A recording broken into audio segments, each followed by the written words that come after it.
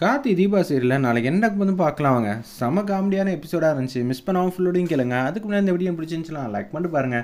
ரொம்ப பிடிச்சிருந்துச்சுன்னா நம்ம சேனலுக்கு வந்து சப்ஸ்கிரைப் பண்ணி கண்டினியூஸாக அவங்க ஆதரவு வந்துட்டாங்க.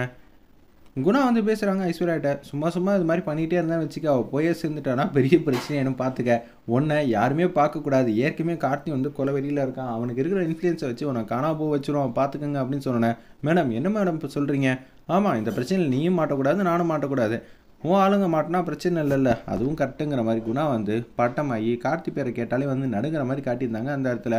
அப்போன்னு பார்த்து தீபா பாடுறா அமைதியாக வந்து உட்காந்துட்டு இருக்கா. இந்த பொண்ணுக்கு தெரியும் இங்கேருந்து நம்ம கத்தணும்னு வச்சுக்கோங்களேன், எங்கேயும் வெளியில் வந்து கேட்காதுன்னு. இந்த பொண்ணை பார்த்தா எனக்கு ரொம்பவே பிடிச்சிருக்கு, தங்கமான பொண்ணாக இருக்கியே, எங்களை பார்த்தா உனக்கு பயம் வரல கொஞ்சம் கூட? நாங்கள் மட்டும் காடு விளாண்டுக்கிட்டு இருக்கோம், நீ எதுவும் சத்தம் போடாமல் இருந்தேன்னு வச்சுக்கேன், எங்களுக்கும் பிரச்சனை இல்லை உனக்கும் பிரச்சனை இல்லை. அப்புறம் தேவையில்லாமல் வாயில் வந்து டேப்பு ஓட்டணும். சரியா பாப்பா அப்படின்னு சொல்கிறாங்க அந்த இடத்துல. தீபாவை கூட்டிகிட்டு வந்தவங்க எதுவுமே சொல்லாமல் மௌனமாக இருக்காங்க. நீங்கள் தான் நாளைக்கு காலையில் வந்து எங்கே தூக்கணுமோ அங்கேயே வந்து விடுறேன்ட்டிங்களே, அப்புறம் என்ன இருக்குது பிரச்சனை? பாடுறா பாப்பா வந்து வர ப்ரில்லியண்ட்டாக இருக்குது.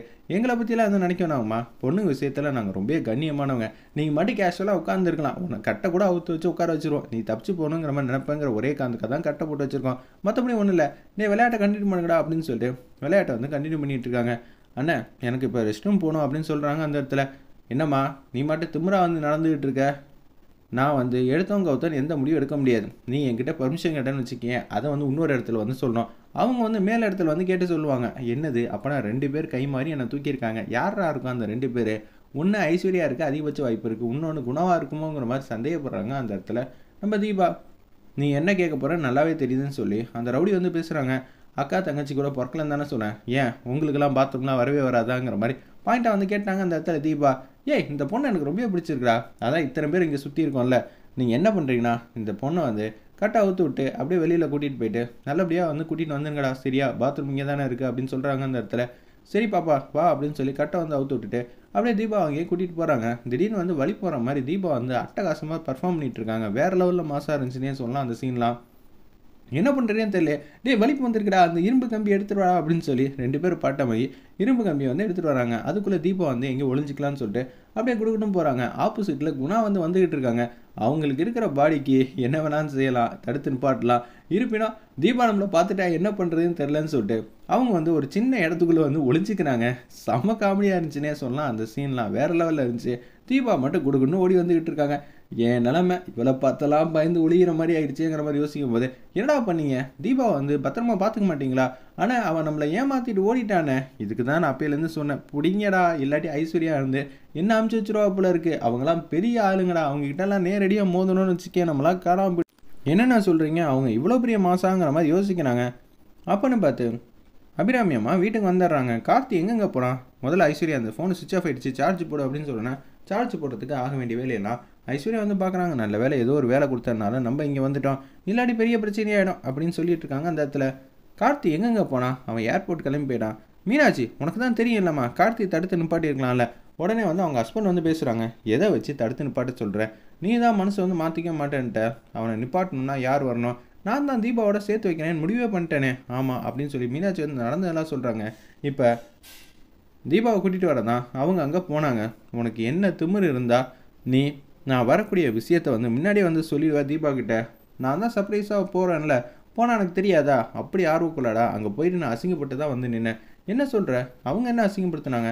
நான் போனோடனே வந்து இத்தனை நாளாக வந்து நான் தானே அவளை காக்க வச்சேன், அதனால் அவள் எங்கேயோ கோயிலுக்கு எங்கேயோ கிளம்பி போயிட்டா. ஃபோன் அடிச்சு பார்த்தாலும் நாட் அடிச்சு அப்படின்னு சுவிச் ஆஃப்னு மாறி மாறி வந்துகிட்டு இருந்துச்சு. என்னை அவமரியாதை பண்ணுங்கிற ஒரே காரணத்துக்காக தான் அவள் கங்கணம் கட்டி நனைஞ்சிட்டு இருக்கா போல இருக்குது. அது தெரிஞ்சதுக்கப்புறம் என்னால் எப்படிங்க வந்து அமைதியாக இருக்க முடியும்? அருண் நீ முதல்ல வந்து கார்த்திக் வந்து ஃபோன் அடி, அவள் வரப்போ வரட்டும். தீபாவை கூட்டிகிட்டு அவங்க வீட்டில் இருக்கிற எல்லாரும் வந்து கார்த்திக் தீபாவை சேர்த்து வைக்க அவங்க போராடட்டும். நான் ஒரு வாட்டி சர்ப்ரைஸ் பண்ணான்னு பார்த்தேன். இந்த விஷயத்த வந்து மீனாட்சி சொல்லியிருக்கலாம்ல. அத்தை தான் இந்த விஷயத்தை யார்ட்டையும் சொல்லக்கூடாதுன்னாங்க. நான் சொல்லலான்னு பார்த்தேன். கார்த்திக் கிளம்புறப்ப ஐஸ்வர்யா தான் தடுத்துட்டா. ஏய் ஐஸ்வர்யா நீ சும்மாவே இருக்க மாட்டியா? நான் என்ன பண்ணுறது?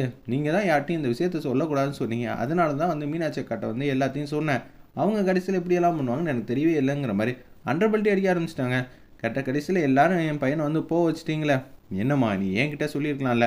சொல்லியிருந்தா நீங்கள் என்ன பண்ணியிருப்பீங்க? கார்த்திக்கிட்ட சொல்லியிருப்பீங்க. கார்த்தி நம்புவான்னு நினைக்கிறீங்களா? அதுக்கு சான்ஸே இல்லை. அவன் என்ன செய்வான் ஏது செய்வான்னு எனக்கு தெரியாதா?